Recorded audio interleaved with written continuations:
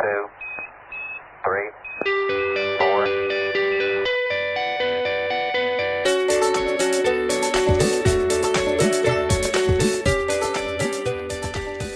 Hola, muy buenas tardes. Un gusto de saludarles. Un nuevo día en la cápsula espacial.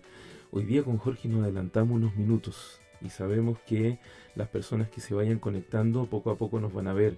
Así que mientras tanto vamos a hacer como hacen en la televisión, Jorge. Vamos a hacer relleno. No, vamos a empezar a hablar inmediatamente del tema de hoy día. El tema de hoy día. ¿Sí? Uf, un enorme tema, como siempre. Como Hablar de educación siempre son grandes temas. Sí. Grandes temas. Sí. Oye, el tema de hoy día es medio complicado, porque, o sea, la integración, ¿no es cierto? La inclusión. ¿Cómo hacer inclusión en este momento, en esta pandemia? No es para nada complejo, o sea, no es para nada fácil hacerlo. Y pucha, estamos aquí listos para empezar a embarcarnos en la temática. Así es. La primera reflexión, Jorge, porque el otro día nosotros estuvimos conversando, va a salir al aire ese podcast que lo estuvimos conversando con Jorge el lunes pasado, y la verdad es que nos enfrascamos ahí en una complicación respecto del cómo abordamos esto. Nada fácil. La primera reflexión, Jorge. Mira, yo creo que, como decíamos en el prólogo, es cada arista, por usar un término contingente, cada arista que tiene la educación se desmembra después, se fragmenta, es enorme cuando uno se mete en profundidad. Y a propósito de profundidad, yo creo que esto es lo que esta situación actual amerita: meterse en profundidad a analizar el tema de la educación en nuestro país. Y todas las instancias debiesen tener esa capacidad. Sí, sí.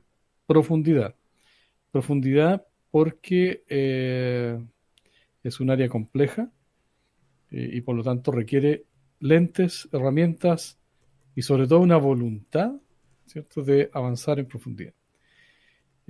Claro, nosotros centramos en la reflexión en que mirábamos nuestro sistema educativo o educacional y leemos a diario un sinnúmero de declaraciones, de títulos, de eslogan, ¿cierto? Queremos un sistema inclusivo, tenemos una ley de inclusión, queremos un sistema más equitativo, la misma ley de inclusión lo cautela, queremos asegurar el acceso, ¿cierto? Mayor cobertura. Sin embargo, podemos decir que estamos, como siempre, transitando hacia un destino, una meta, ¿cierto? Un modelo de educación inclusiva. Y en el caso de la escuela, una escuela para todos, que es el modelo. Los que van a la saga van en eso ya, o están muy cerca. Pero también decimos, bueno, ahora con la pandemia, ¿qué pasa con eso? Eso poco andado, tenemos dos alternativas: o se borra, o, ¿cierto?, hacemos mayores esfuerzos para que sirva de anclaje y aprovecharnos, comillas, de esta situación, de este paréntesis, ¿cierto?, para incorporar todo aquello que nos falta por incorporar, Sí. lo que más podamos.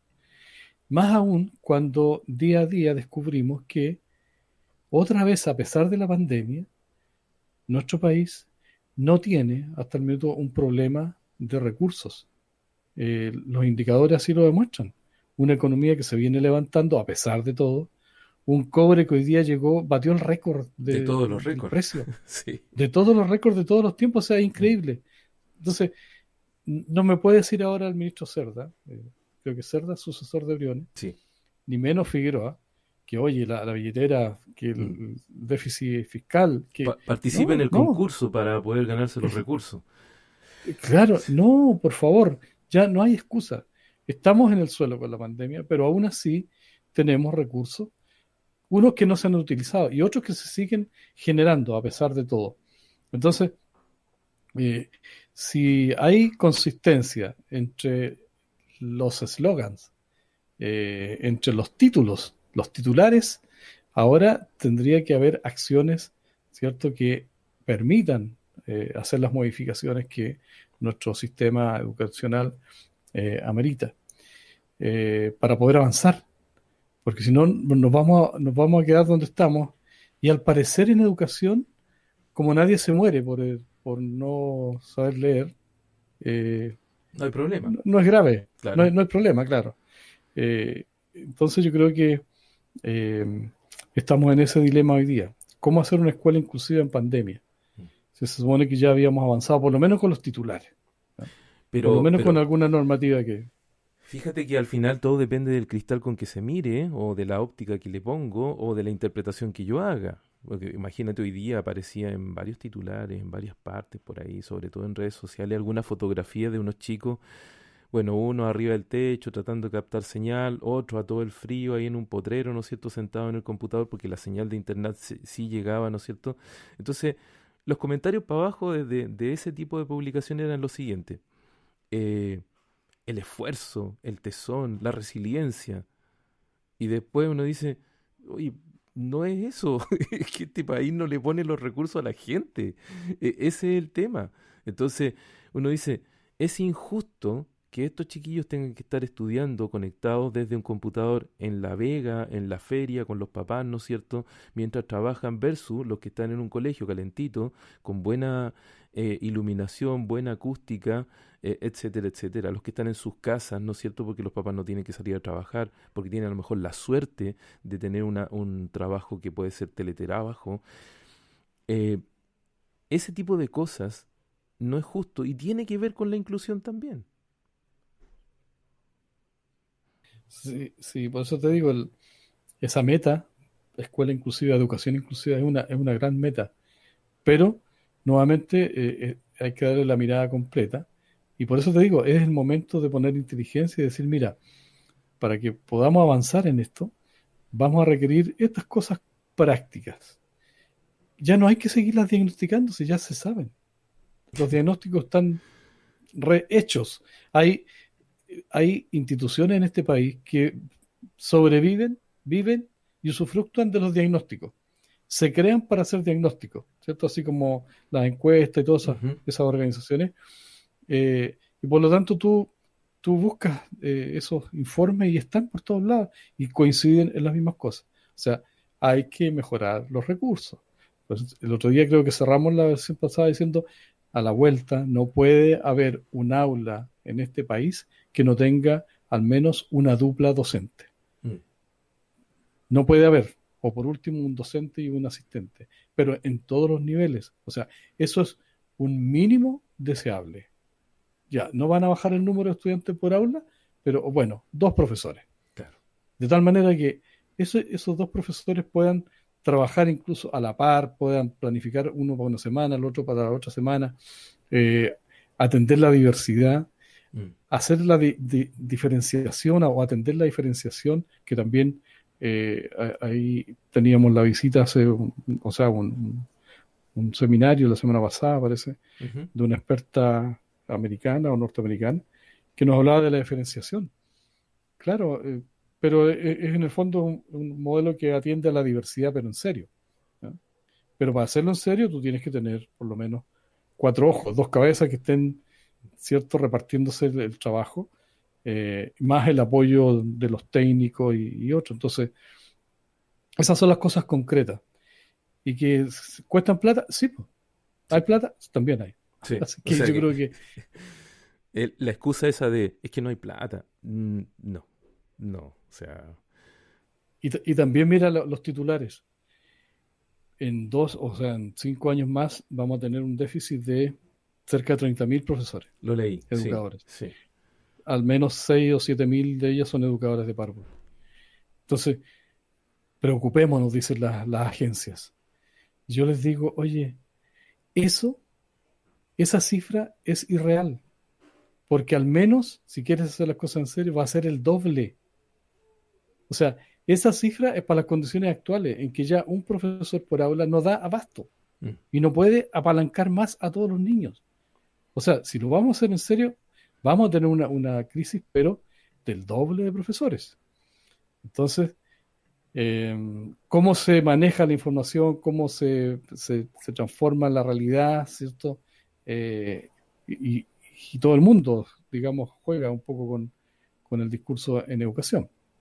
Eso por decir algo, ¿no? Tal, para iniciar. Un pelo nomás en la sopa. Nos vamos a enredar hoy día en la sopa, pero va a estar pero muy, muy buena. Oye, una sopa calentita en esta época, pucha que hace bien, ¿ah? Hace mucho bien, sobre todo en estas latitudes, sobre todo en estas latitudes. Sí.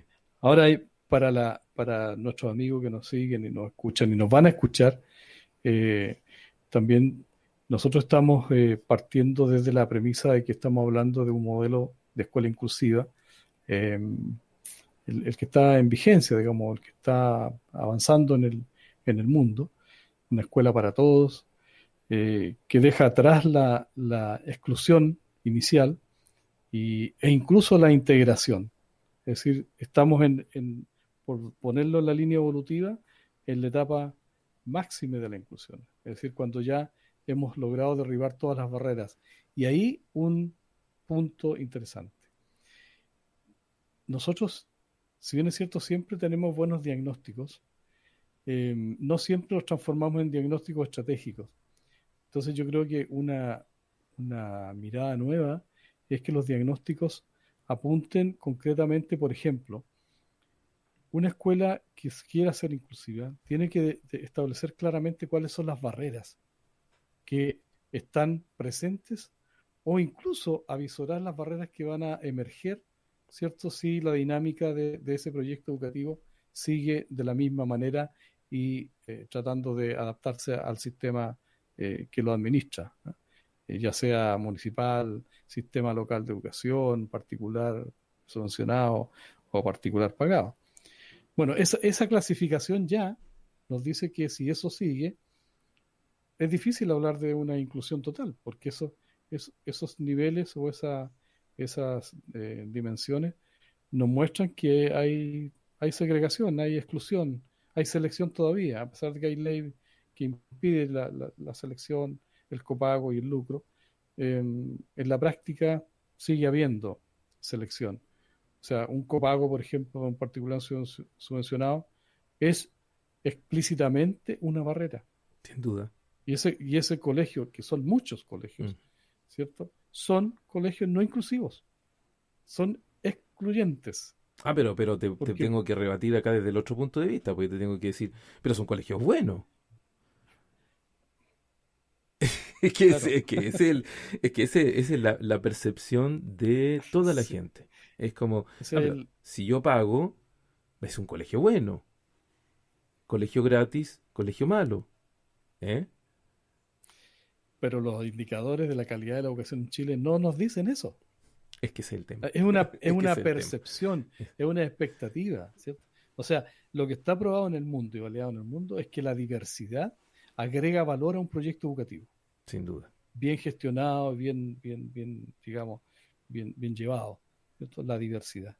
La selección per se eh, no logra eso. O sea, porque en alguna parte del proceso, en alguna dimensión del proceso, va a haber falencia. O sea, lo- eh, las personas, los niños que se están educando en colegios particulares pagados, van a tener algunos déficits que en los otros colegios se logran resolver mediante la socialización, mediante ¿cómo se llama?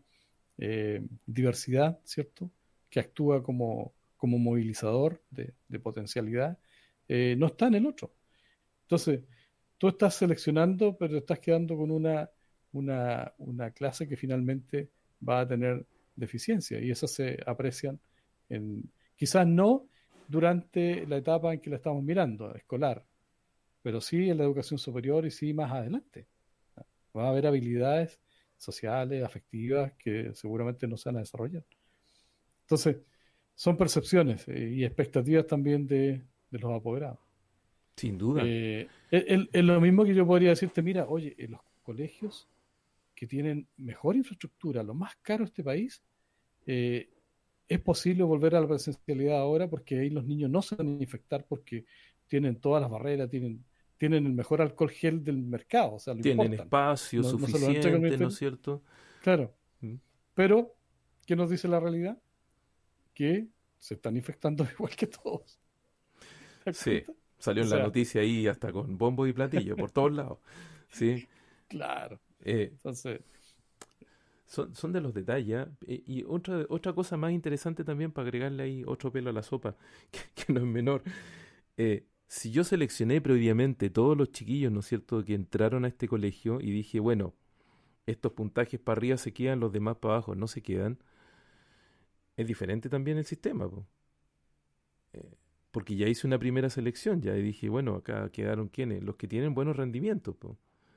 Y, y ahí uno dice, ok, y en el colegio que no se hizo eso, bueno, el profe tiene que arreglársela, porque tiene que educar a cualquiera con las condiciones que tenga en términos cognitivos, de lenguaje, de etcétera. Entonces, igual hay un tema ahí con el cómo funcionan los colegios y cómo rinden, porque uno dice, es que este es un excelente colegio. Sí, pero tiene una condición, te dice, si los estudiantes por acá empiezan a tener mal rendimiento, se les empieza a cuestionar si deben continuar en ese colegio o no. Y con el concepto de lo que conversábamos y lo decíamos más de una vez, este proyecto educativo no se ajusta a su estudiante, no se ajusta a su hijo. claro, se utiliza como la excusa, digamos, para no brindar la educación. O sea, yo creo que esas evidencias muestran de que estamos con el eslogan, pero estamos en camino, nuevamente. ¿Ya? Mm, Ahora, la, la fuerza hay que ponerla ahora, ¿cierto? Para poder tomar bien ese camino y seguir los modelos en que han podido salir adelante, eh, y no quedarnos pegados y retroceder. Qué bueno que recordaste otra vez el tema del lenguaje y en este minuto le pido un minuto, digamos, a nuestra audiencia y a ti, Mauricio, porque creo que la partida de Humberto Maturana tiene que significar algo, sin duda. más que algo, para nuestro país, más que solo en los 3 días de duelo Mm, administrativo, qué sé yo. Maturana nos decía, y tanta importancia que le da al mm, lenguajear. O sea, sí. nos enseñó realmente lo que interesa del lenguaje, lo que importa del lenguaje, que es que nos permita conversar. Y es lo que no se hace en la escuela, es lo que no hacemos en la sociedad, no conversamos, Sí.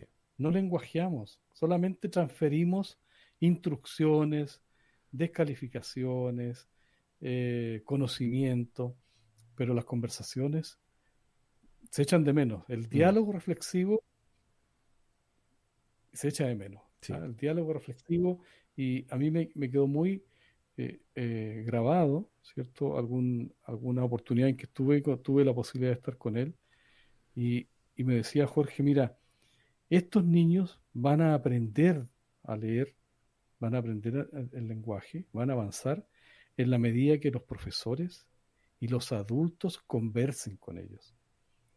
Pero conversen, no les den instrucciones. ¿Te das cuenta? Eh, esa transformación de ese contenido, de ese cuento, de esa materia, esa transformación a través de la conversación, del diálogo reflexivo, es la que va a hacer que este niño aprenda. De lo contrario, es un mensaje inerte, ¿cierto? Entonces yo creo que tenemos que tomarle el peso a esas palabras, ¿cierto? A esa experiencia, eh, y poder eh, ocupar esa experiencia, esa sabiduría, ¿cierto? Para bajar un poco la técnica. Yo creo que Mm, la técnica está demasiado metida en el proceso educativo, y volver al sentido común, al diálogo más reflexivo. Él reafirma la idea de que el aprendizaje se logra sí, solo si hay una etapa que en algunos modelos no está, que era la reflexión. la reflexión sobre lo que se está aprendiendo, cómo se está aprendiendo, qué estás sintiendo con lo que aprenden. Ese diálogo reflexivo que puede ser una conversación con uno mismo o con otro, Mm. ¿cierto? O con otros en sociedad, pero en el marco de una conversación. ¿Qué es lo que nosotros conocemos como la metacognición, ¿no es cierto? El metalenguaje, la capacidad de darse cuenta de lo que está pasando, pero que tú mencionas ahí muy bien en función de lo que comentaba Maturana, que para nosotros que trabajamos todo el área del lenguaje, nosotros decimos, pero esto es clave, pues imagínate, cuando a uno le cuentan algo, como una historia, como una anécdota, como una leyenda, ¿no es cierto? Se te queda a fuego, po. Si tu abuelo te cuenta una historia de lo que pasaba en el campo cuando tú vivías allá, y todavía me acuerdo de la historia de mi abuelo que me decía que andaban los perros en la calle arrastrando cadena y ese era el diablo. Y yo temblaba de noche, ¿no es cierto?, cuando mi abuelo me contaba esas cosas al lado de un brasero, en el campo, ¿no es cierto? Y él contaba una historia y, uy, nosotros así, pero metidísimos, todos los nietos, los sobrinos, estábamos todos ahí, porque había un diálogo, había una historia detrás de eso. Y aprovechaba de contarnos un montón de cosas y siempre terminaba con una enseñanza. Entonces al final uno dice, no sé si me estaba contando una leyenda o no estaba enseñando cosas, pero te das cuenta que al final es como uno dice, si los profes fueran así de entretenidos en términos de contar las cosas, sería mucho más dinámico todo, mucho más dinámico. Pero efectivamente el tema está en que cómo transformamos eso cuando hay una presión de un sistema que te dice que tienes que terminar con ciertas cosas en cierto minuto. Ese es yo creo que un gran problema que influye precisamente también el tema de la inclusión. Porque el que se quedó atrás, para afuera, po, ¿o no? Correcto. Así es. Pero yo creo que centrar solamente la mirada en los profes, los profesores, nuestros colegas, las educadoras, ¿cierto? Eh, eh, no sé si decirlo injusto, es Es muy muy, simple, es muy simple, es seguir es, mirando la cosa es muy simple, fragmentada. claro. Yo creo que tenemos que llegar a una escuela inclusive, una escuela que sea capaz de transformarse, así como pedimos modificabilidad cognitiva para las personas que forman esa comunidad o esa organización, tenemos que exigirle también a esa organización, a esa estructura que sea capaz de transformarse, la transformación. El eslogan, o uno de los eslogans dice que la educación es transformadora, pero si tú te preguntas entonces, para que sea transformadora, el ente, la estructura, la instancia a la que la sociedad le encargó, le dio ese encargo, tiene que transformarse. Tiene que tener esa capacidad de transformarse, de ser adaptativa y no seguir, digamos, anquilosada y tironeada, ¿cierto?, por tanta normativa y tanta estructura que en el fondo no puede moverse, está con una camisa de fuerza muy grande. Entonces yo creo que la comunidad, los apoderados, los profesores, el sistema tiene que tener esa capacidad, eso tiene que irradiarse, tiene que ser en forma transversal. Todos tenemos que lograr esa flexibilización.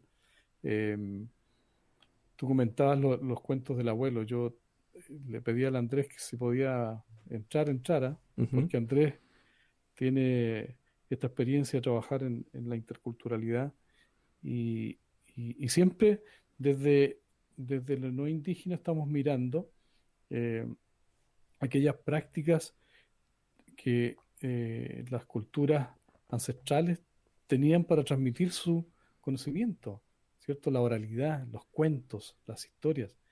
Eh, pero, pero vamos más allá, tenemos que hacer hablar a no solamente indígenas y no indígenas, sino que también a otras culturas, a otras naciones, etcétera.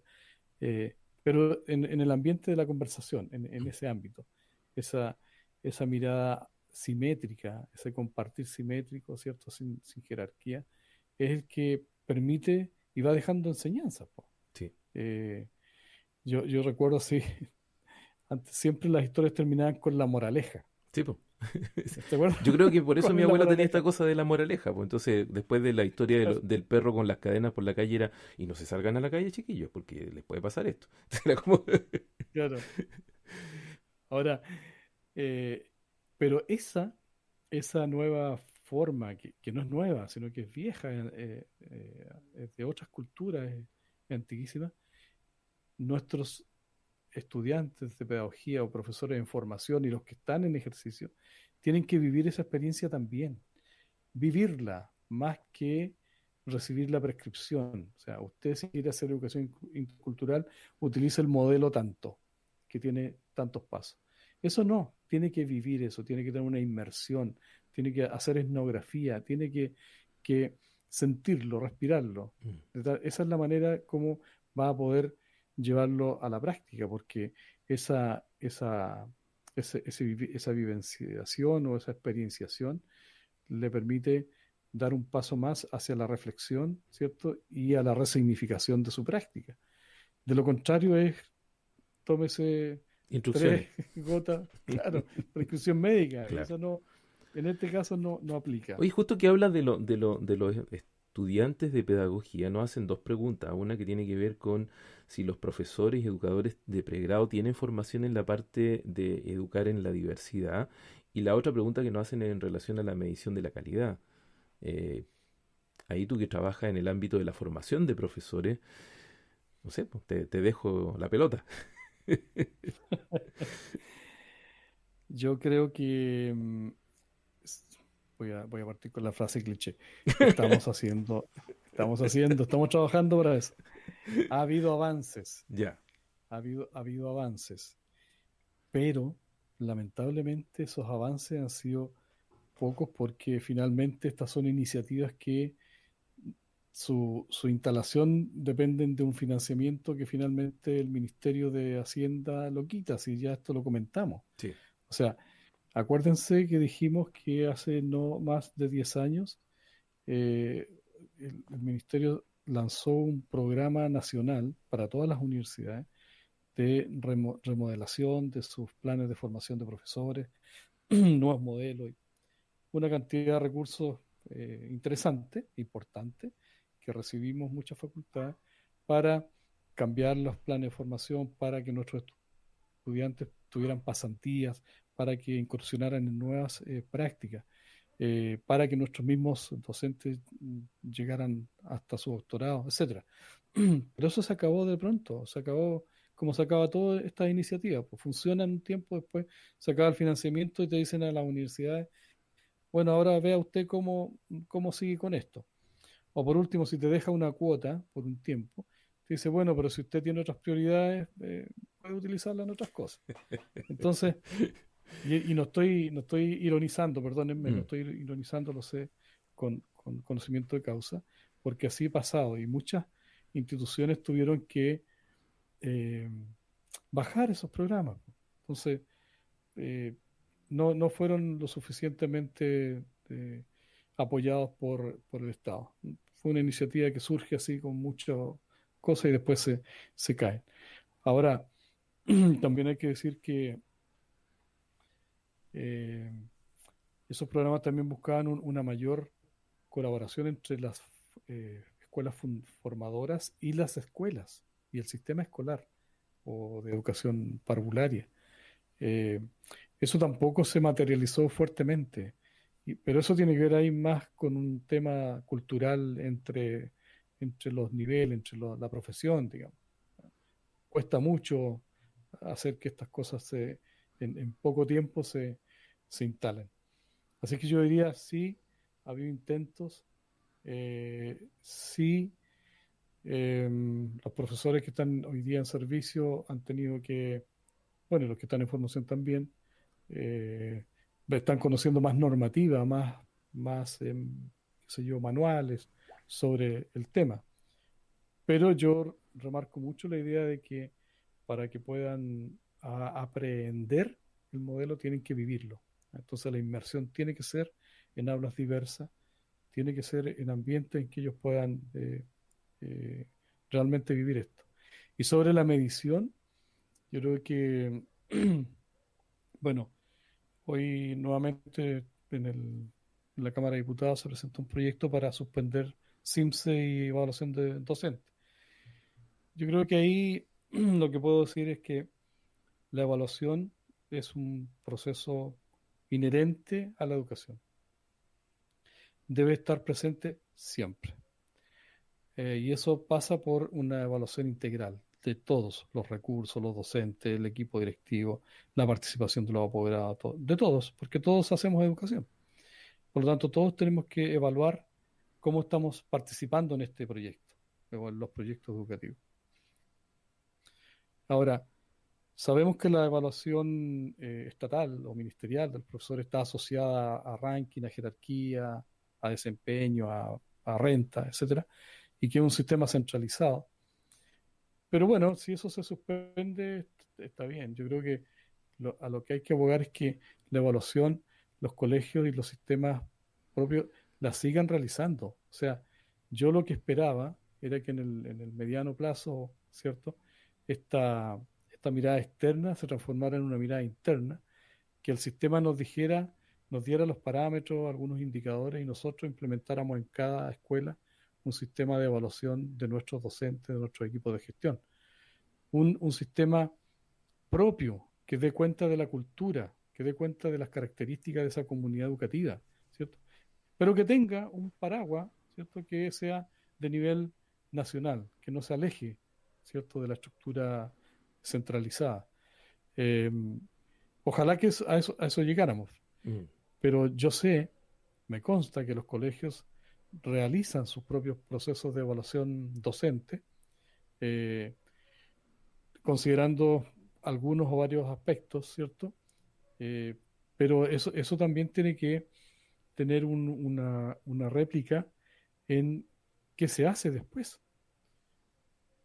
Si tienes recursos para poder apalancar o qué sé yo, mejorar las condiciones, poner a los profesores en un plan de desarrollo profesional, los pones a estudiar, etcétera, destinas los recursos por ahí. eh, Eso le daría más autonomía. Ahora, yo creo que con los servicios locales de educación es probable que haya más autonomía y esto se vaya descentralizando.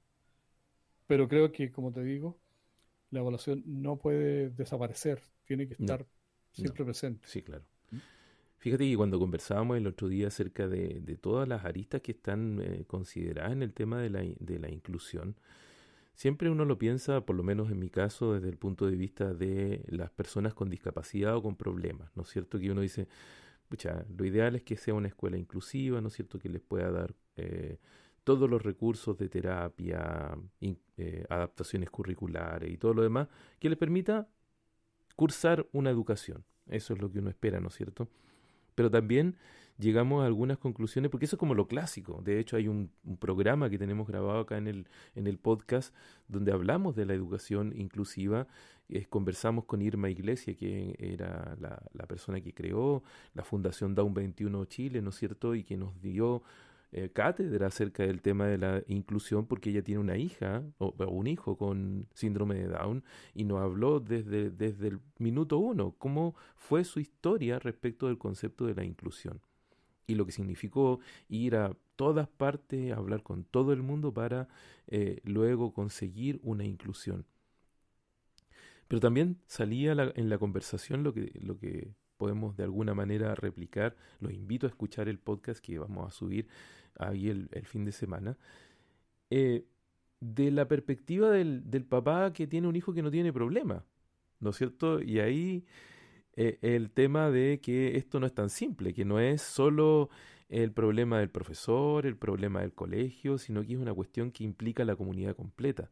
Y aquí para ejemplificarlo, yo voy a ser el papá de ese chico, ¿no es cierto?, que no tiene problema y le digo al profesor ahí que me está escuchando, Jorge, profesor, ¿por qué está bajando el nivel de funcionamiento? ¿Por qué está cambiando los esquemas si mi hijo le va bien? No está atrasado, está súper bien, aprendió a leer, aprendió a escribir. ¿Por qué está cambiando los esquemas? ¿Por qué está repasando? Uf, digo uf porque lo he vivido como director, en la gestión, qué sé yo, como formador. Y, y lo que me deja a la base de esa experiencia y esa actitud es un desazón porque refleja, eh, pero me permite ampliar la mirada y ampliar la pregunta, subirla de nivel, decir la pregunta, ¿somos una sociedad inclusiva? Por O ahí va sea, la cosa. no le pidamos a la escuela, entonces yo le digo, no le pidamos a la escuela que haga lo que la sociedad no hace, ni empuja, ni facilita. Entonces, cuando usted me hace esa recriminación, en el fondo, yo tengo que decirle, oiga, en esta escuela es para todos, y yo no estoy bajando el nivel, le estoy dando oportunidades para todos, ¿cierto? Ahora, si a su hijo le va bien, que bueno, mi problema es que a su hijo tengo que seguirlo potenciando, ¿sí? O sea, pero tengo 45 hijos, Sí, sí, tengo sí. 40 hijos, entonces va a haber un momento que no me va a dar para potenciar más a su hijo, pero sí, a lo mejor lo que tengo que buscar es la estrategia de que él me ayude a potenciar a los demás.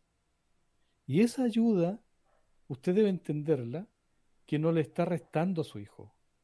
Yo lo estoy potenciando así, porque le estoy dando una responsabilidad que seguramente cuando sea adulto la va a poder utilizar y la va a valorar. Va a ser un mejor ciudadano, va a ser un mejor padre, un mejor compañero de trabajo, que va a colaborar con otros, ¿cierto? Y va a encontrar un disfrute en ese éxito, en que él es capaz de apalancar, de ayudar a otros también. Y eso es construir buenas personas. Y una sociedad inclusiva necesita de buenas personas. Sí, porque si no sé, no sé Que si le, tú has escuchado que acá en Chile la perspectiva es de a quién le ganó este. ¿Y este a quién le ha ganado? Eh, eh, Ese es el comentario habitual. O sea, el concepto de un trabajo colaborativo recién está como pegando un poco más fuerte, ¿no? Pero en general es como a quién le ganó este que está haciendo lo que está haciendo. Sobre quién está parado es el éxito que tienes tú. Ese tipo de comentarios yo lo he escuchado con bastante frecuencia. Entonces uno dice, el concepto de una sociedad inclusiva, estamos lejos. Nos queda harto por hacer todavía. por eso es importante, nuevamente, creo que también Maturana dijo, y valga el permanente recuerdo a él, eh, tenemos más que escuchar más a los niños, tenemos que escuchar más. Ahora, los políticos también están en esa onda, en el eslogan, tenemos que escuchar más a la población, nosotros tenemos que escuchar más a los niños y jóvenes, ¿cierto?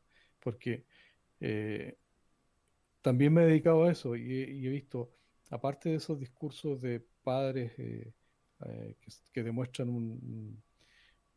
una problemática, yo entiendo su preocupación, ¿cierto?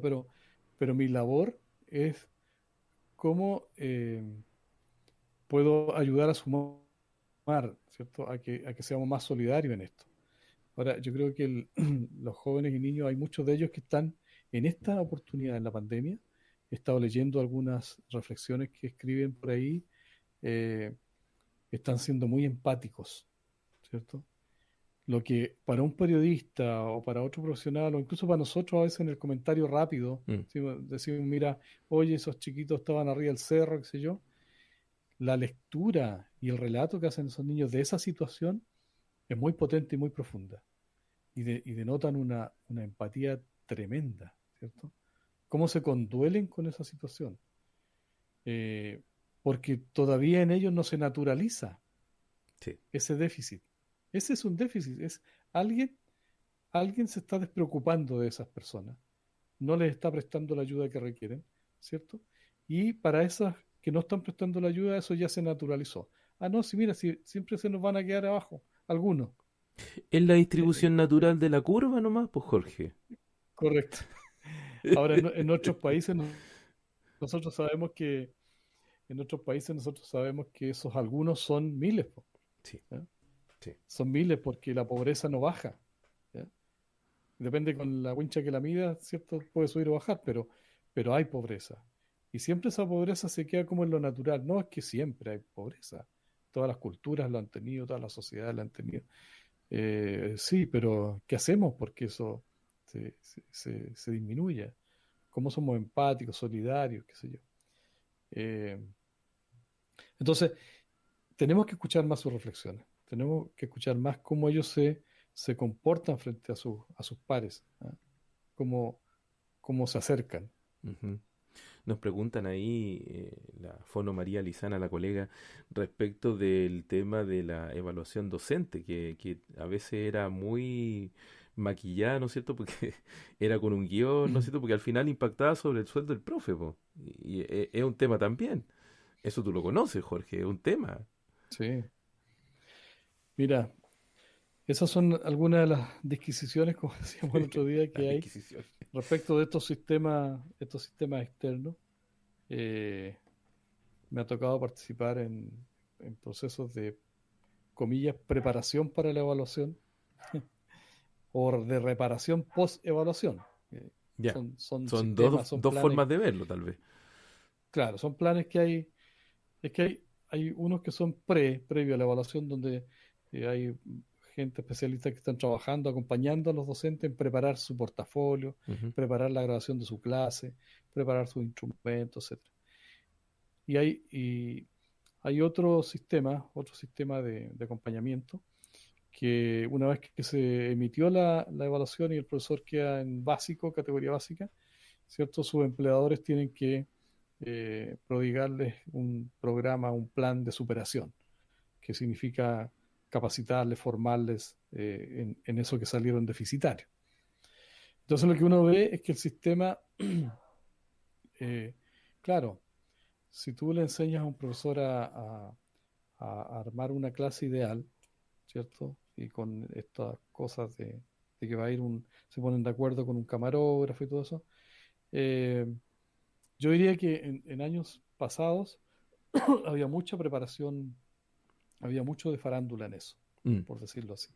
Que en realidad no eran las Eh, clases comunes y corrientes, era en realidad un set preparado justo para el momento de la evaluación. Y al final uno dice, pucha, no estoy seguro si en realidad este profesor efectivamente hace esto que hizo en esta clase con todas las demás clases. Ese yo creo que es claro, la preocupación de María Lizana ahí. y esa es una preocupación cierta y que tiene asidero. Eso ha ido, yo tengo también una mirada positiva y creo que ha ido cambiando, porque los profesores nuevos están con un modelo de formación más centrado en la reflexión sobre la práctica, ¿ya? Por lo tanto, algunos que van en avanzada en aquello han tomado la iniciativa y ellos se graban permanentemente Mm, sus clases, ¿cierto? O periódicamente graban sus clases.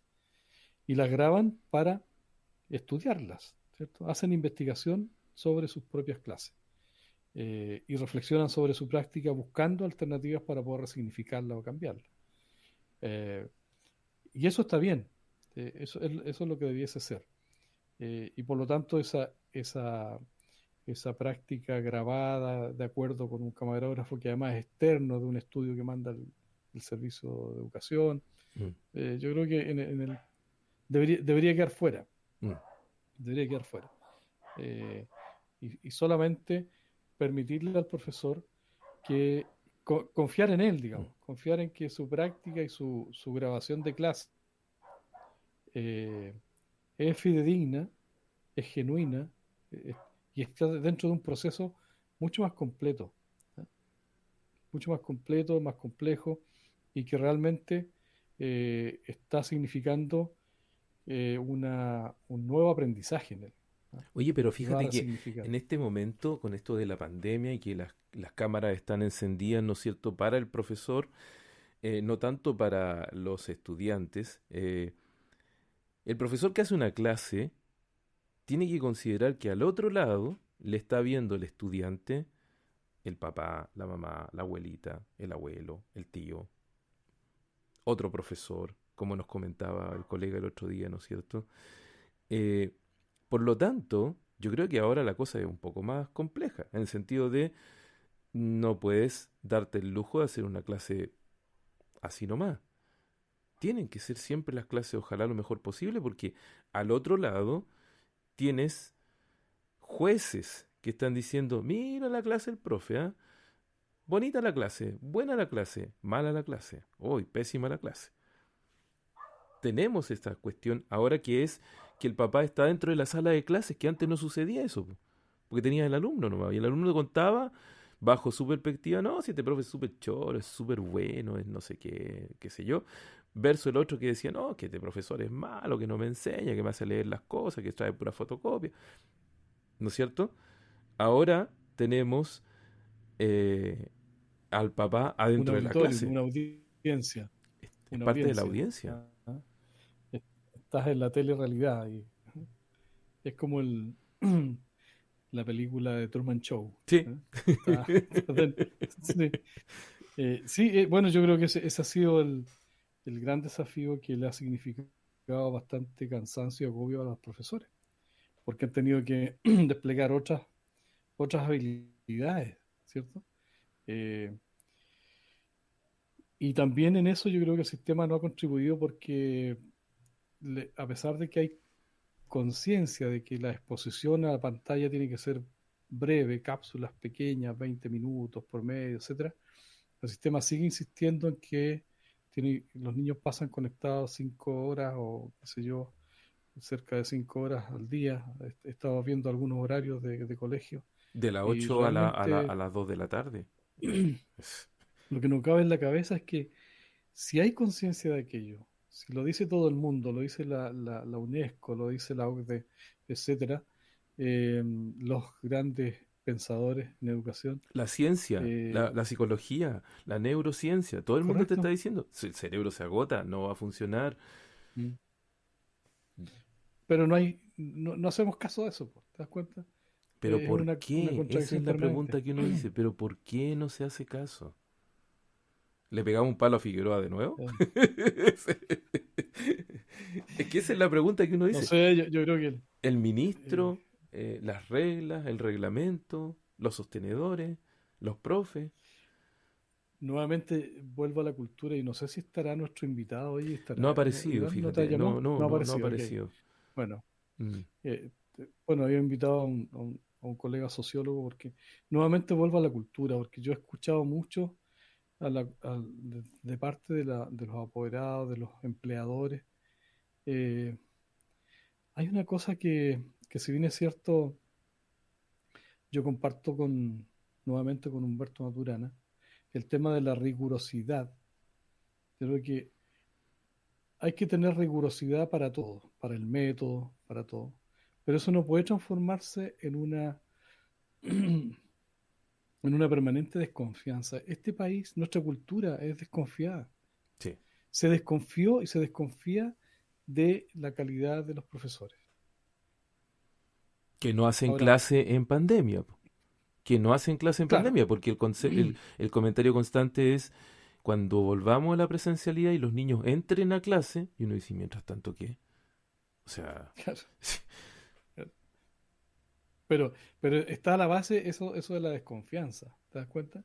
Entonces, por un lado sabemos, y está probado, ¿cierto?, que quien agrega más valor al aprendizaje de los niños es el profesor. Más del 50% sí. de la agregación de valor la hace el profesor. Los directores van todavía en un 25-27% de agregación de valor al aprendizaje. Y se incorpora un estilo de liderazgo pedagógico, va en avanzada en eso, tiene más incidencia. Eh, pero también, nuevamente, surge esto de que los profesores son malos, de que no ocupan bien el tiempo. Entonces yo creo que es una forma de expresar, ¿cierto?, desde la sociedad la desconfianza y de presionar más a los profesores para tener eh, a los niños bajo el yugo de la transferencia de conocimiento. Que es lo peor en el fondo, que ese es lo peor Mm. porque con tanta exigencia de esa naturaleza termina, yo creo que la mayoría de los profesores que están en esa lógica terminan transfiriendo conocimiento, siguen transmitiendo. O sea, volvimos de una avanzada hacia un modelo constructivista o constructivo del conocimiento a un modelo de transferencia. Yo creo que ahí retrocedimos. Las clases que yo he podido observar y Ujú. lo que he podido leer de investigaciones que están realizando, así lo indican. Hay otros que están haciendo el esfuerzo, pero ese esfuerzo se cae cuando hay declaraciones, cuando hay, qué sé yo, estas imposiciones. eh, porque claro, si tú no haces los 50 minutos, te empiezan inmediatamente a mirar mal, po. Sí, claro. Eh, O entonces, sea, entonces no te dejan actuar bien. son hartas Eh, las vueltas que uno le da al sistema. Y podrías aprovechar de comentarle ahí al colega, al sociólogo, de pronto se puede conectar, porque sería ideal que en los últimos minutos nos pudiera acompañar. Pero eh, le dábamos vuelta a esto con Jorge el otro día y llegábamos a la conclusión de lo complejo que es, ¿no es cierto? Que no es tan sencillo decir no, que el profe, no, que el apoderado, no, que el colegio, no, que el director, en realidad es la comunidad en su conjunto, ¿no es cierto? Y no es sencillo encontrar un elemento con el cual uno decir, ah, es que por esto no se está haciendo una escuela inclusiva.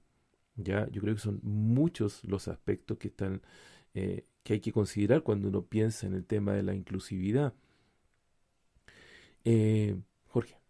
sí, de todas maneras, yo creo que eh, si podemos avanzar en esa definición, eh, algunas cosas tienen que quedar, digamos, bastante claras. La escuela inclusiva o caminar hacia la inclusión, correr, ahora es necesario correr hacia la inclusión, Sí. eh, sí, implica tener una escuela que sea capaz de transformarse.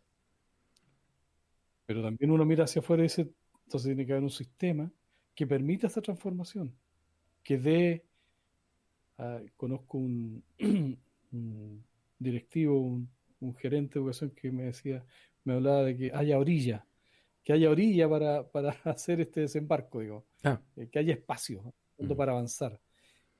Tiene que haber un sistema que permita la transformación. Si la educación es transformadora, entonces la escuela que entrega parte o pone parte en la educación tiene que tener la posibilidad de transformarse. El currículum tiene que también ser adaptativo. Hemos descubierto, comillas, gracias a la pandemia, que el currículum se podía tocar, sí. aquello intocable. Se puede Se puede tocar, reducir, se puede se puede amoldar, se puede reducir, acomodar. se puede priorizar. Entonces, en todos los niveles se puede priorizar. Ok, entonces eso no tiene que perderse, tiene que seguir perfeccionándose, ¿cierto? Eh, Obviamente, las formas de enseñar de los docentes. Si ya están muchos enfoques pedagógicos puestos a disposición, el DUA que tú me Mm. comentabas el otro día, el DUA el DUA va a la médula que tiene que ver con las prácticas, ¿cierto? Con las prácticas docentes. Entonces, una escuela inclusiva tiene que primero establecer en qué nivel de inclusión se encuentra. Y para eso hay herramientas. El índice de inclusión de Ainscope y Bot, dos autores, ¿cierto? Permiten hacer eso. Permiten tomar la escuela, mirarla y decir, medir, estamos en este nivel de inclusión. Y te ¿Cómo? permite programar qué vas a hacer para seguir avanzando. Eso, Sí, ese es lo mejor de todo. justamente, transformar el diagnóstico en un diagnóstico estratégico con planes de acción de mejora. Pero además lo simpático o lo interesante es que lo haces a partir de un comité que integran los apoderados, los estudiantes, los profesores, los administrativos, todo el mundo, La todos comunidad. los que funcionan, la comunidad. Entonces la comunidad se ausculta, se diagnostica y ella misma genera planes de mejora. Entre esas cosas, digamos, uno dice, bueno, tenemos que ir a las prácticas educativas. Entonces, en el índice, en las prácticas docentes, las prácticas son un pilar, pero también el otro pilar son las políticas, que tiene que ver con toda la reglamentación, y por lo tanto el diagnóstico yo no lo hago solamente mirando a los profes cómo hacen sus clases, sino que también lo hago sobre cómo tengo establecidos los reglamentos, los manuales, qué, qué, qué visión tienen, porque uno muchas veces se preocupa de las acciones, pero la normativa puede ser contraproducente o puede ser Coercitiva. disonante, Te ¿cierto? va, te va a Muy coercitiva. sí. Nos preguntan Correcto. también Entonces, por el, política, sí, perdón, que dentro de lo que tú estás diciendo nos preguntan también por el tema de los equipos PIE, que va cayendo dentro de lo mismo. Porque claro, están las políticas, como tú decías, está todo el programa, ¿no?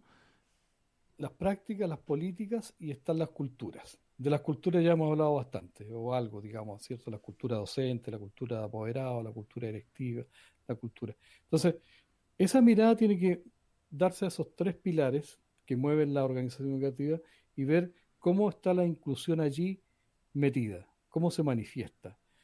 Si detecto brechas en cada una de esas dimensiones, entonces puedo elaborar planes de acción coherentes a esas acciones.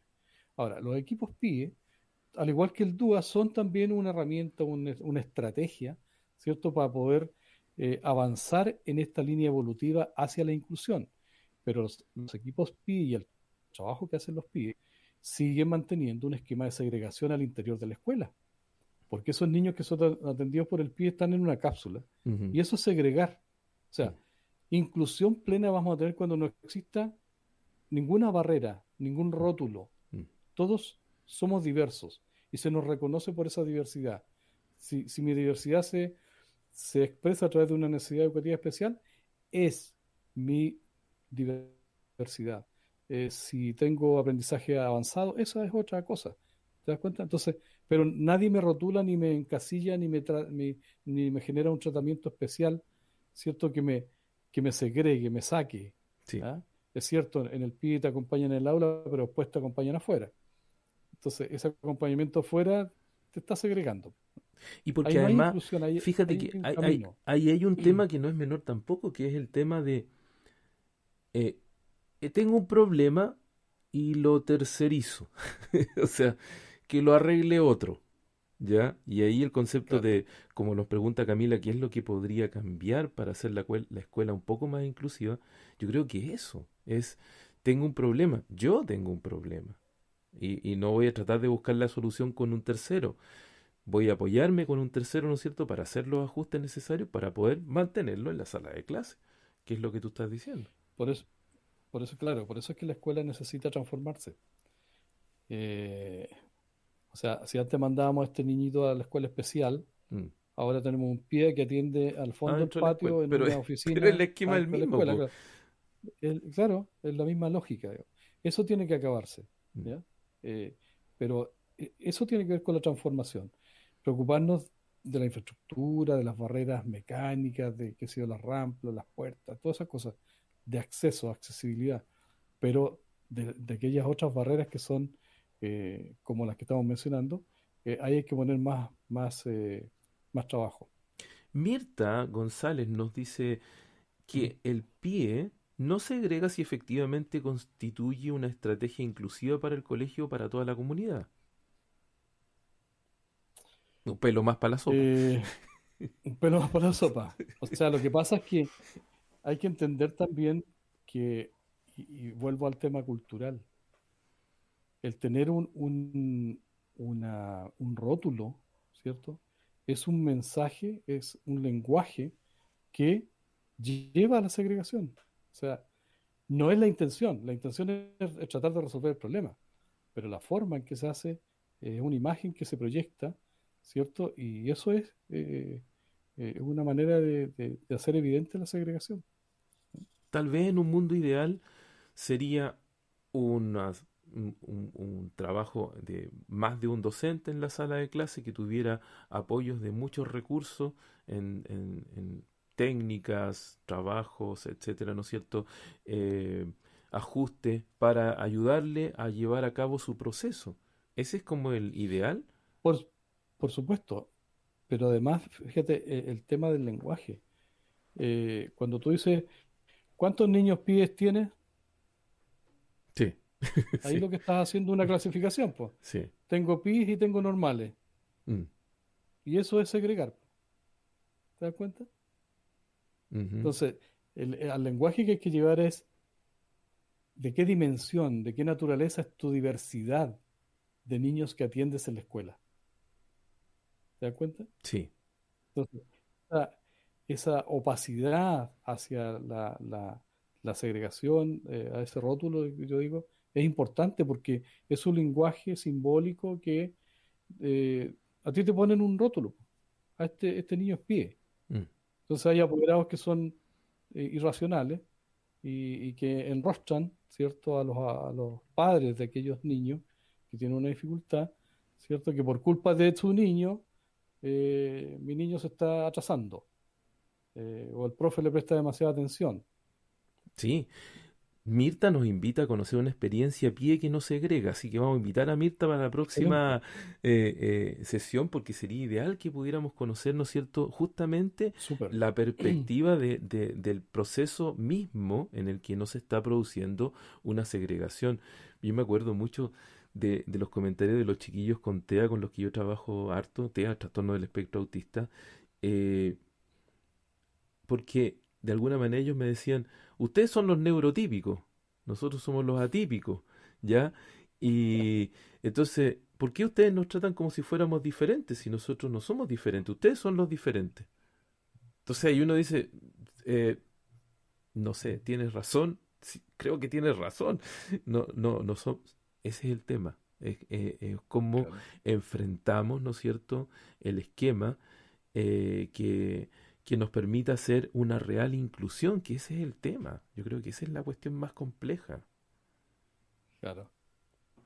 Eh, por otro lado, desde allá del sur, Antonio Opaso está allá muy lejos, está en Puerto Natales y nos dice que conoce varios equipos y redundan en lo mismo, aulas de recursos igual segregación. O sea, es un tema, fíjate que es algo que nosotros no lo habíamos destacado tanto cuando lo conversamos, porque claro, nos faltaba la conversación en la que se integraran otros participantes, que es lo que estamos tratando de hacer en estas cápsulas, ¿no es cierto? Cuando se empiezan a subir más astronautas, la cuestión empieza a funcionar como es lo que esperamos nosotros, es nuestra perspectiva, esta cápsula que navega, ¿no es cierto? Y que busca, es nuestro anhelo, más que una perspectiva, es nuestro anhelo de lograr la conversación, la integración de personas que nos van dando pistas para que otros cuando lo escuchen o lo vean digan, oh, buena idea. Si eso es tan simple. Excelente. Oye, mira, qué bueno que y agradecido desde ya de la oferta de Mirta, ¿cierto? Sí, ya se sube, Por dice que conocer se esta sube, así que ni experiencia. un problema. Ya, perfecto. Próxima sesión estamos con Mirta. Sí, Oye, está llegando Iván. ¿Es posible que tiene que lo entrar y enganchemos? luego y se sube nomás, pero tiene que entrar porque desde acá lo, Sí, lo subimos. Tiene que entrar al backstage. Suena bonito decirlo. sí, correcto. ¿Qué pasa? Iván, tienes que pasar a maquillaje. Claro, algo Entonces, así, y ahí algo así. Y ahí te te vamos a subimos. buscar. Oye, pero fíjate que, Lo mismo que Antonio, oye, ojalá nos enviaran un correo, alguna referencia para claro, contactarle y incluso podemos hacer pauta con ellos. claro, ¿Te son, parece? Hacemos son, pauta con ellos y son formas de ir integrando a las personas a lo largo del país, porque en el fondo, mientras más personas, con Antonio hoy día conversábamos justamente de eso, yo le decía, ¿qué pasa allá en tu colegio que debe ser muy segregador? Y me decía, no, la verdad es que es un colegio gratuito. Entonces igual es un tema, ¿ya? Y uno dice, ujú, sí, po, esto está interesante de discutirlo, de conversarlo, ¿ya? Camila nos dice que categorizar, etiquetar y diagnosticar no tiene como finalidad segregar, pero así se ha utilizado. Ya, por eso es que es... es un tema cultural, ¿te das mm, cuenta? sí, sí, Es un tema cultural. Porque pasa también afuera, en la sociedad externa. sí, po, Entonces la escuela es un reflejo de la sociedad en la cual está inserta. sí. La escuela recibe un mandato de la sociedad, pero también recibe toda esa impronta de inclusión o exclusión, de discriminación o no, etcétera. Eso llega a la escuela. Oye, no ha entrado el colega, pucha, qué mal, qué pena, no sé cómo poderlo... Bueno, lo podemos dejar invitado para la próxima, de todas maneras, porque ya se nos va acabando el tiempo también. Le hemos dado hartas Parece que está vueltas. en el backstage. Yo no lo veo. ¿No lo ves? No, Ah, no, no. Ahí apareció Iván. Sí, ya. lo subimos inmediatamente. Iván, ¿cómo Oh, está? estaba poniéndose el traje, el Iván. Sí, Qué no. bueno. O poniéndose el traje o Hola, sacándose el casco. ¿cómo están? Muy bien. Estamos al aire, Iván. Ya vamos Estamos en desarrollo en del la tema. última órbita, en la Sí. última órbita de esto. Sí, ahí veo, 1 hora, 4 minutos. Sí, sí, Sí, sí. Bien. sí. Oye, gracias por la invitación. No, la verdad es que estoy aquí en esta plataforma. Oye, Iván, la verdad es que nosotros estábamos dándonos de cabezazos acá, de piñas, como dicen los españoles. Eh, Porque de una u otra manera estamos tratando de entender por qué la escuela cuesta tanto hacer integración en las escuelas, ¿no es cierto? Que es un problema un poco más amplio que algo así como el equipo PIE, ¿no es cierto? El diagnóstico, sino que es un poco más complejo. Y Jorge planteaba que este es un tema que tiene que ver con la comunidad y que finalmente tiene que ver con el país que somos. No sé cuál es tu visión desde el punto de vista de lo que es la sociología, que yo creo que este es el aporte que es el minuto. Oye, déjame redondear la Sí, idea, Iván. sí. Iván, queríamos darle una mirada desde lo sociológico porque lo que afirmamos aquí, afirmo yo, es que la sociedad marca, ¿cierto? De alguna u otra manera, lo que la escuela hace, porque la sociedad le entrega un mandato, pero también la escuela reproduce muchas de las situaciones o de las características de la sociedad en la cual está inserta. Entonces, la inclusión es un proceso mucho más complejo en una sociedad que no es inclusiva. Y ahí estamos en esa discusión. ¿Cómo lo ve un sociólogo, digamos? Chuta, estoy como el jugador que entra al partido Mm. al final Al final y tiene que chutear el penal que define. El penal, correcto. Sí. con, sin precalentar. No, pero estamos trabajando mucho. Sí, bueno, en el fondo, claro, lo que ustedes dicen es que es un reflejo, ¿no es cierto?, de la sociedad. En el fondo, el sistema educativo es el sistema que debiera integrar o preparar al ser humano para integrarse a la sociedad, o sea, es como principio básico, pero en el fondo la educación históricamente también ha sido una forma de selección, ¿no es cierto?, de, de- de segregación de las personas. O sea, quien no tiene educación, antiguamente la educación era para las clases privilegiadas, ¿no es cierto? Siempre ha tenido un componente de, de distinción entre el que posee educación y no posee. Y en la medida que se ha ido masificando la educación, ha ido cumpliendo distintos roles, ¿no es cierto? También en el tiempo de la sociedad industrial, también cuando se masificó la educación fue por una necesidad de la sociedad para tener, entre comillas, mano de obra, ¿no es cierto? Mano de obra barata, o con la necesidad de la sociedad de tener, de tener personas que se incorporaran al mercado laboral. Entonces siempre la educación ha sido como, ha cumplido un rol en función de lo que necesita la sociedad en su momento. Y hoy en día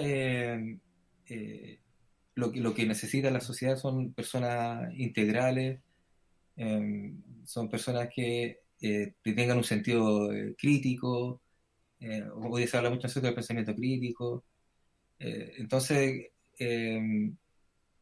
creo que la- la- el sistema educativo eh, debiera responder a esa necesidad actual que tiene la sociedad de que tiene que ver con la formación en los valores, eh, y, eso es lo que está demandado. Si es que no tenemos eh, una sociedad más valórica, que integre la diferencia, ¿no es cierto?, la diversidad, preparar a las personas para esta sociedad multicultural o intercultural. eh, entonces, la sociedad requiere que se formen personas que que tengan una mirada más integradora. Y creo que en ese desafío es en el que estamos, ¿no es cierto? En los derechos humanos, un ser humano que respete a los demás, que sea más tolerante con la diferencia. eh, y creo que en ese paso en el que estamos, y que eso que de alguna manera compite o choca con esta educación más bien más basada en el rendimiento, en lo cognitivo, En el mundo del trabajo. claro, el mundo del trabajo. Mm. Entonces, compite, yo creo que compite en el interior del sistema educativo una educación que trata de ser selectiva, de buscar nosotros a los mejores, eh, que sea como una diferenciación de uno a otro y otra demanda que es la educación en términos de, de seres más integradores y que forme en, en estas habilidades sociales, habilidades Ujú. que sean más bien para el trabajo Oye, colaborativo. Iván, fíjate Entonces que creo que nosotros con Jorge el otro día, dándonos de cabezazo ahí en el tema de la planificación del tema de hoy día, llegamos a una conclusión que era bien osada tal vez, pero tal vez con una mirada desde la perspectiva sociológica no es tanto. Ahí le doy la pasada también a Jorge para que lo pueda reflexionar un poco, porque decíamos, tal vez uno de los problemas de la educación actual tiene que ver con que todavía se busca la formación de un mundo de mano de obra, del concepto de mano de obra. Y eso a lo mejor está integrado todavía en el ADN, no es algo que no ha cambiado. Y a lo mejor es una cuestión que permite que el sistema funcione como funciona.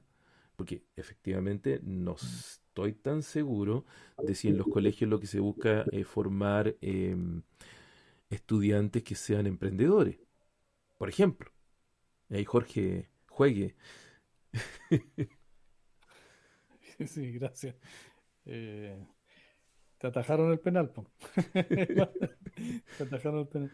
Oye, yo así, creo que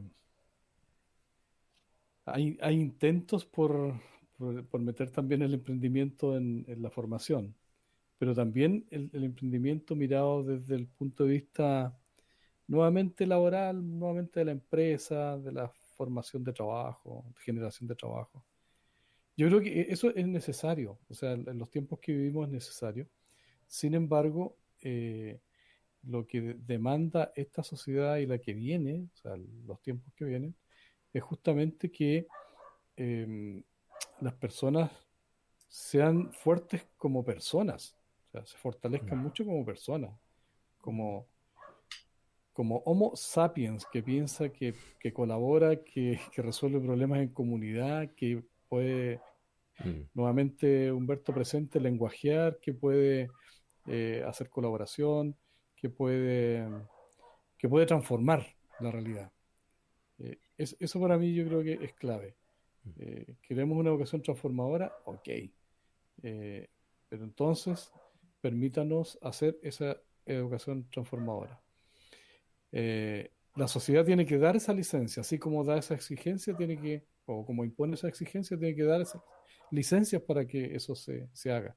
Y que no sean temas aislados, porque si no terminamos en la misma lógica de la segregación. O sea, los que pueden, ¿cierto? Avanzan en una línea y los que no tienen que seguir cumpliendo con el mínimo que el sistema le establece. Y eso sigue ampliando la brecha nomás. Entonces, eh, vamos, no fortalecemos el sistema completo, sino que seguimos la segregación que se da. Oye, Eliana Torres nos comenta ahí de cursos completos de niños que llegan de otro país. Que eso es como... Los juntamos todos allí porque son todos extranjeros. No sé, ¿qué lógica tiene eso? Es un tema, es un temazo. Yo creo que esta cuestión no la paramos hoy día, no, de ninguna manera terminamos de agotar el tema hoy día, ¿no es cierto? Eh, tenemos los últimos minutos, el último minuto de reflexión. Ahí te dejamos un minuto, Iván. Lamentamos que no hayas entrado antes, pero bueno, te invitamos a la próxima órbita.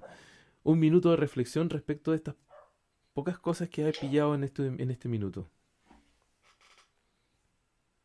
bueno, yo creo que eh, la pandemia como que aceleró este cambio de paradigma en el que en el que está el sistema educativo, ¿no es cierto? Antes de la pandemia ya estaba este cambio de paradigma de tener otro tipo de educación, ¿no es cierto?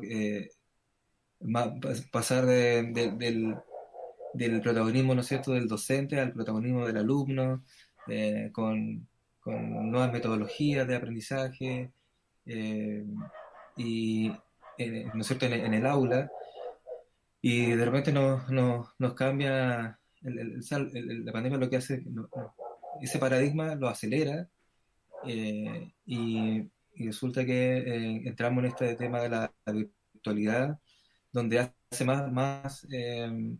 donde hace más patente eh, este cambio de paradigma, porque eh, obviamente que lo que se intenta hacer en un principio es como trasladar el aula a la virtualidad, replicando lo mismo, replicando la misma forma, el mismo esquema de la presencialidad. Y yo creo que con el tiempo ya ha transcurrido, como que ya se entiende que la pandemia exige otro esquema, otra forma de enseñar. Y, y justamente, por un lado, este tema de la inclusión, lo que ha evidenciado la pandemia también es que eh, se aumenta la brecha, porque obviamente que la primera brecha que aparece es la conectividad.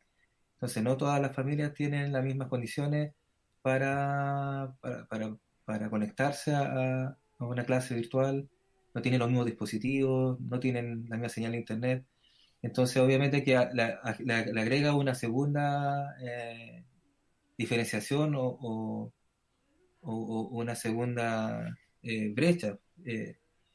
Y entonces, bueno, lo que hace es que hoy día tenemos personas que tienen la posibilidad de conectarse, de ver oportunidades y sacarle provecho, porque también hay oportunidades y desventajas, ¿no? No es que esta virtualidad sea todo negativo, pero obviamente que quienes tienen más probabilidades de capturar las oportunidades de esta nueva forma de, de encarar la educación, son aquellos que tienen un mayor capital cultural, que tienen una mayor, eh, tienen acceso a la tecnología, están más familiarizados también con el uso de la tecnología. Entonces, algunos tienen conexión a internet, pero tienen conexión de baja calidad, baja Por señal. acá, por ejemplo. eh, no, tremendo micrófono. Yo con ese micrófono haría clase, pero encantado ahí. Bueno, Sofri, Ordenado. Entonces, Sofri. creo que la- esa es la ventaja de Sofre. Cuando estuvimos en fase 3 fuiste a comprarlo al tiro. ¿Ah? Las 2 semanas que estuvimos en fase 3 estuviste ahí en esa multitud que fue a la Sofre. No, no. Entonces, yo creo entonces esta situación de pandemia le está acelerando el tema del cambio paradigmático de educación, pero con un costo en tema de inclusión. Eh, yo creo que, que hay mucho que reflexionar, que evaluar respecto a lo que está pasando. Eh, y, y creo que hay eh, eh, una puerta abierta, en el sentido de qué es lo que va a pasar, porque, o sea, asumir que esto ya se instaló, llegó para cambiarse, o esperar con la nostalgia de volver a- al aula. Entonces, yo creo que estamos en un proceso de resistencia, que algunos se resisten a asumir Sí. que, que- Yo que creo hay un que todo, cambio. todo va a cambiar definitivamente. No creo, ya cambió, de hecho ya cambió, eso es evidente. Ya no vamos a pensar, por ejemplo, que un estudiante que pudo conectarse, que tiene conectividad, ya no se va a perder clases, por ejemplo, si es que se enfermó, por ejemplo, ¿no es cierto? Van a haber cosas como esa. Profesores podrán decir, mire chiquillos, vamos a suspender las clases, no sé, en un mundo ideal, suspender las clases y las hacemos online y terminamos este sistema online porque no necesitamos juntarnos hoy día. Y a lo mejor nos vamos a juntar en la escuela e ir a estudiar a la pelota mejor. Ejemplo, ya se me ocurren ese tipo de cosas. pero lo que tú dices tiene mucho sentido. Estuvimos en uno de los podcasts que por ahí lo pueden escuchar, que es cómo efectivamente esta brecha, ¿no es cierto? Y la desigualdad y la inequidad en este país afecta incluso desde la cuna, desde el nacimiento, ¿ya? Y incluso afecta el desarrollo cerebral. Hay un podcast por ahí para que lo puedan escuchar, ¿no es cierto? Los invitamos a escucharlo, donde hablamos justamente del tema de cómo la inequidad afecta el desarrollo, de todas maneras, de todas maneras. Y esto que nosotros detectamos ahora como que la brecha tecnológica está produciendo problemas, lo sabíamos hace rato, a pesar del índice de penetración que tiene la tecnología, ¿no es cierto?, los celulares en este país, que está lleno de celulares, son, no sé, como 60 o 70 millones de celulares para Chile, una cosa así, una locura. Pero claramente es así.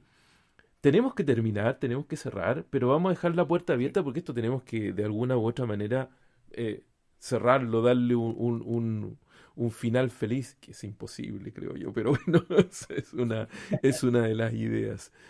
Así que yo Como me la voy serie de... de Netflix, Sí, Sí. no sí. termina nunca. Jorge, Oye, Iván, yo creo que antes de despedirlos, ¿no es cierto? Yo creo que a los dos les agradezco que hayan participado hoy día, ¿no es cierto? Pero efectivamente tenemos harto paño que cortar todavía. Jorge. sí, sí, solamente, mira, yo creo que esto, como tú muy bien dices, ya cambió. Lo que tenemos que afirmarnos es que no, cuando pase, no volver atrás.